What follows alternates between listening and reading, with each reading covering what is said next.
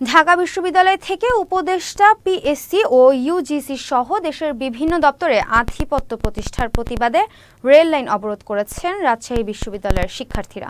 বেলা 11টার দিকে বিশ্ববিদ্যালয়ের স্টেশন বাজারের রেল লাইন অবরোধ করেন শিক্ষার্থীরা। এতে সারা দেশের সাথে রাজশাহীর রেল যোগাযোগ বন্ধ হয়ে যায়। চরম বিপাকে পড়েন যাত্রীরা। পরে বেলা 12টা 50 মিনিটে 3 দফা দাবি দিয়ে অবরোধ প্রত্যাহার করেন তারা। শিক্ষার্থীরা জানান, বৈষম্য বিরোধী আন্দোলনে ছাত্র জনতা তাদের জীবন বিলিয়ে দিয়েছেন, কিন্তু বর্তমানে বাংলাদেশের সকল প্রকার সেল সংস্কার কমিশন, উপদেষ্টা প্রতিটি ক্ষেত্রে বৈষম্য সৃষ্টি করা হয়েছে। দেশের প্রতিটি গুরুত্বপূর্ণ পদে আধিপত্য চলছে ঢাকা বিশ্ববিদ্যালয় কেন্দ্রিক। বিপ্লবের 7 মাস পরেও বাংলাদেশ এভাবে চলতে থাকলে উত্তরবঙ্গ থেকে কঠিনতর জবাব দেওয়া হবে বলে জানান তারা।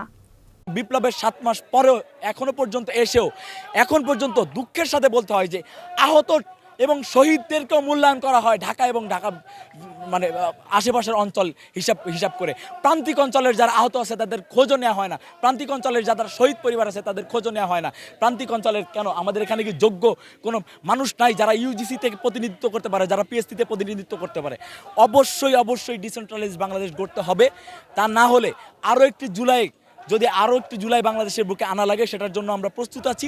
দাবি নাম্বার 1, রাজশাহী বিশ্ববিদ্যালয়, চট্টগ্রাম বিশ্ববিদ্যালয়, জাহাঙ্গীরনগর বিশ্ববিদ্যালয়, জগন্নাথ বিশ্ববিদ্যালয়, 7 কলেজ, প্রাইভেট বিশ্ববিদ্যালয় সমূহ, জাতীয় বিশ্ববিদ্যালয় এবং মাদ্রাসা সহ বাংলাদেশের সকল স্টেকদের যোগ্যতার ভিত্তিতে রাষ্ট্র সংস্কারে অংশগ্রহণ নিশ্চিত করতে হবে।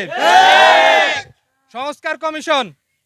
দাবি নাম্বার 2, সংস্কার কমিশন, পিএসসি, ইউজিসি সহ রাষ্ট্রীয় সকল গুরুত্বপূর্ণ প্রতিষ্ঠান ও সংস্থাগুলো পুনর্গঠন করে সবার অংশগ্রহণ নিশ্চিত করতে হবে।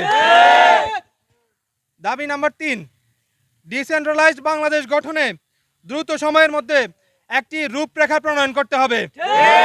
আমাদের আজকের এই সুনির্দিষ্ট 3টি দাবি আমাদের যে অন্তর্বর্তীকালীন সরকার রয়েছে এই সরকারের প্রতি আমরা এই দাবি 3টি উত্থাপন করেছি এবং আমরা আশাবাদী তারা আমাদের এই দাবি 3টিকে আমলে নিয়ে দ্রুত সময়ের মধ্যে ব্যবস্থা নেবে।